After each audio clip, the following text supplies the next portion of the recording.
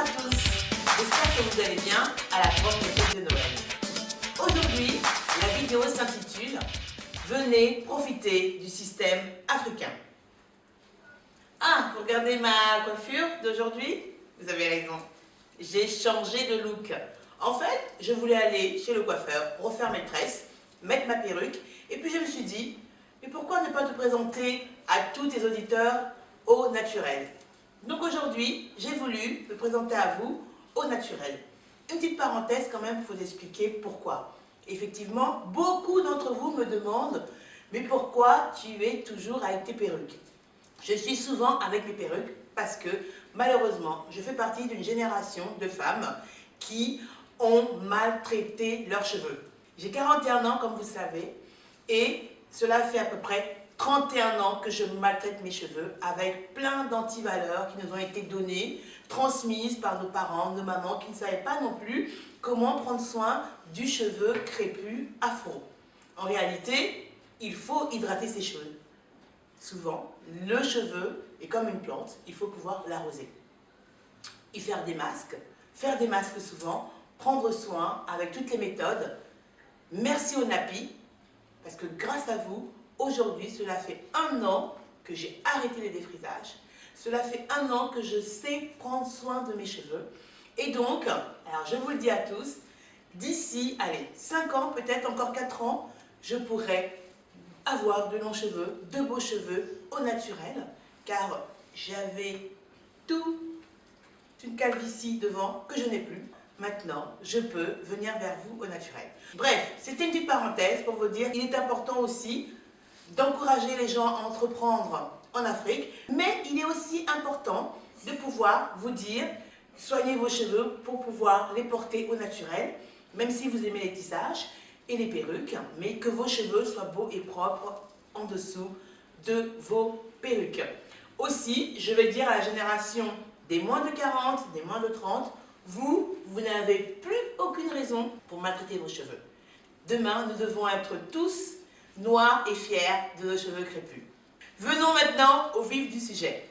Venez profiter du système africain. Comme pour tout système, il faut savoir en tirer profit.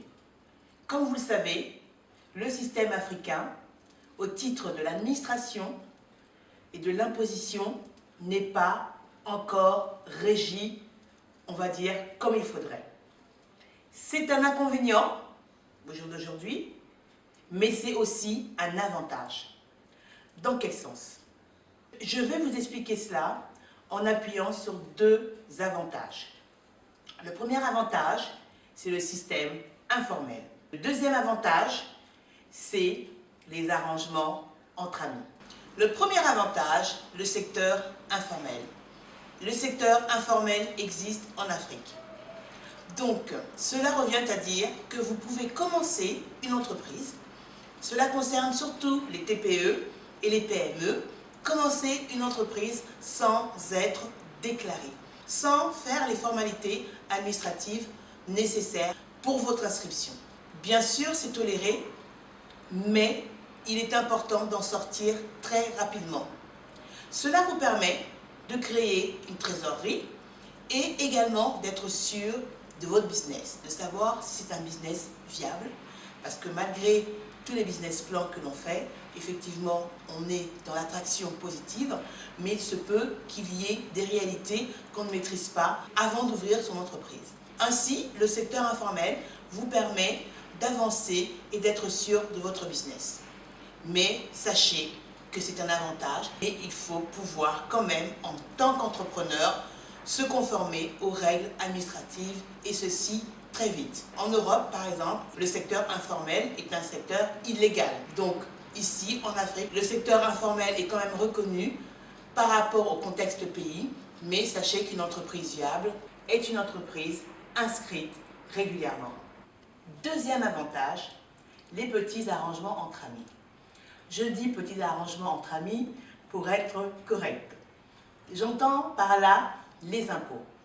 Il y a une taxation forte, c'est vrai en Afrique, comparée à d'autres pays développés. Donc il est possible de pouvoir trouver des moyens d'arrangement avec notre administration, avoir des échelonnements avoir des réductions d'impôts et autres, quelques avantages que nous n'aurions pas en Europe. Il est possible d'aller voir ces administrations et de pouvoir gérer son cas au cas par cas avec un vrai accompagnement, parce que le but quand même aujourd'hui en Afrique est de pousser l'entrepreneuriat.